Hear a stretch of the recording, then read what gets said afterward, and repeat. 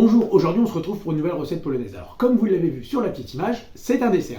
Alors aujourd'hui on va faire une charlotka. C'est vraiment un dessert typique polonais, hein. C'est vraiment la tarte aux pommes polonaise si j'ose dire. Ce dessert est un petit peu moins connu par la Polonia que le roulé au pavot, le plat de sec ou même le cerny. Mais c'est très bon, c'est très économique et ça se marie très bien avec une belle boule de glace à la vanille. Alors petite parenthèse, je tiens à remercier tous les gens qui s'abonnent à ma chaîne, hein, ça me fait vraiment plaisir. Hein. N'hésitez pas à vous abonner, à mettre un petit pouce en l'air, pourquoi pas à me mettre un petit commentaire, hein, vous savez très bien que je réponds, hein, et en plus ça aide beaucoup la chaîne. Alors pourquoi ça aide la chaîne?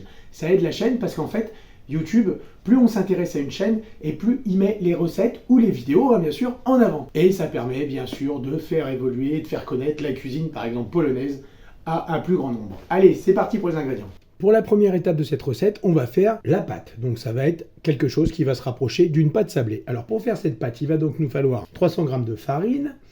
Là j'ai 200 g de beurre, froid, hein, en cube mais froid. De la levure chimique, j'ai 2 sachets de levure chimique. Là je vais avoir 60 g de sucre, un œuf de taille moyenne, hein, et une belle pincée de sel. Dans un saladier, je vais mélanger tout ce qui est sec. Donc mon sucre, ma farine, le sel que je viens de ramasser sur la table, ma levure chimique. Alors, levure chimique et sel peuvent très bien être mélangés. En fait, la levure chimique, c'est comme du bicarbonate. Hein.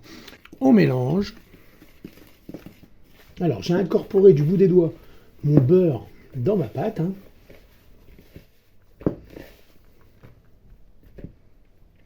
Je bats mon œuf et je vais l'ajouter à ma pâte. Alors, si ma pâte est trop collante, comme ici, vous voyez, elle colle au doigt, je vais rajouter de la farine. Et à l'inverse, hein, si elle vous semble trop sèche, il faut rajouter de l'eau, alors cuillère à soupe par cuillère à soupe. Et on continue de mélanger. Alors des fois, c'est vraiment pas grand-chose. Hein. Des fois, c'est la taille de l'œuf qui va faire la différence. Et lorsque vous arrivez donc à former la pâte, hein, pour en faire une boule, qu'elle ne colle plus aux mains, vous voyez, eh ben, c'est bon. Donc, on va emballer la pâte dans du papier sulfurisé. Voilà. Et ça part au frigo pendant 1 heure. Pour la farce, il va donc nous falloir des pommes. Là, j'ai 4 pommes. Alors, pour la variété de pommes, hein, chacun fait comme il veut. Hein. Moi, j'ai pris des pommes d'un verger à côté de chez moi. Je crois que c'est de la Elstar. Hein. Mais ce que je vous conseille, c'est de prendre une pomme à cuire, comme la Canada grise, ce genre de type de pomme. Allez, on y retourne. 4 grosses pommes. Les 4 pommes, ils font 1,5 kg environ. Après, j'ai 35 g de sucre et un petit peu de cannelle. Alors, sucre et cannelle, c'est pas obligatoire. Hein. En fait, c'est par rapport au sucre qu'il y a dans les pommes. Plus il y a de sucre dans les pommes, puis moins vous avez à en mettre. Et puis la cannelle, c'est vraiment histoire de goût. On va donc préparer les pommes. Hein. Donc, je coupe ma pomme en 2. Je la pèle. Jusque-là, rien de compliqué. Je fais de même avec les autres pommes. Hein. Maintenant, on va râper les pommes. Et maintenant, je vais laisser mes pommes tranquillement pendant une vingtaine de minutes, le temps qu'elles rendent leur jus. Après 20 minutes de repos, alors vous voyez, hein, ça s'est oxydé. Hein. C'est un petit peu plus sombre, un petit peu plus marron caramel, comme ça, comme couleur. Mais c'est pas grave, hein, on s'en moque. Hein. Donc maintenant, on va enlever le jus, on va les passer. Donc j'ai une passoire et un autre saladier. Hein. On va y mettre nos pommes.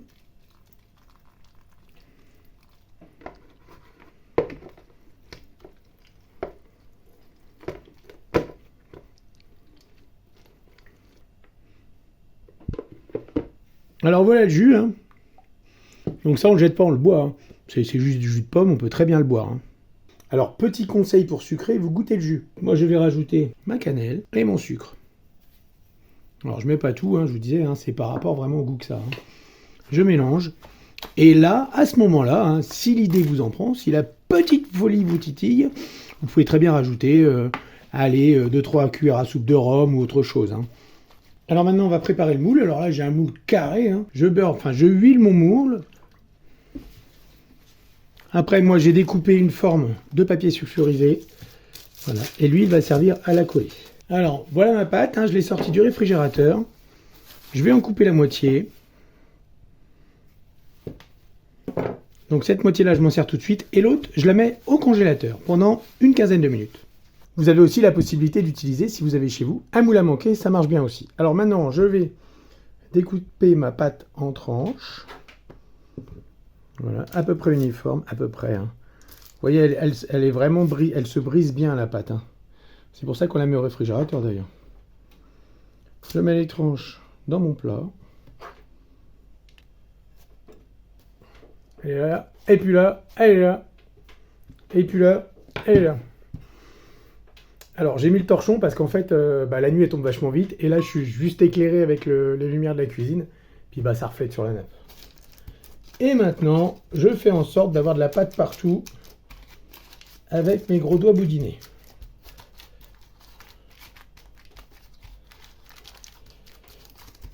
Qu'elle soit à peu près uniforme.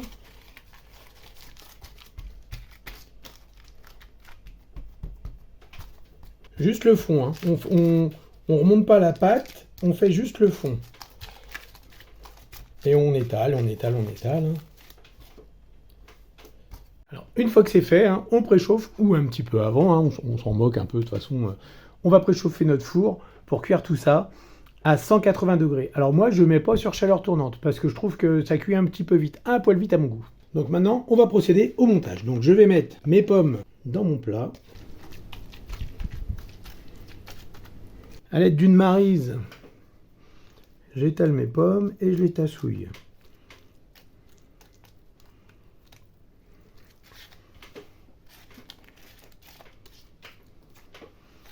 J'essaie d'avoir quelque chose d'à peu près uniforme. Alors je sors ma demi-boule du congélateur et je la pose dessus. Eh non, je plaisante, je vous ai bien lu. En fait, je l'ai congelée pour pouvoir la râper.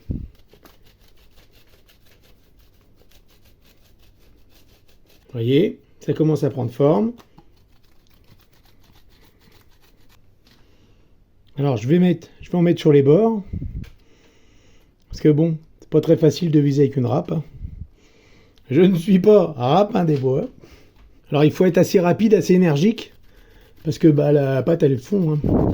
Et maintenant, je vais enfourner pendant une petite heure. Alors la tarte vient de sortir du four. Hein.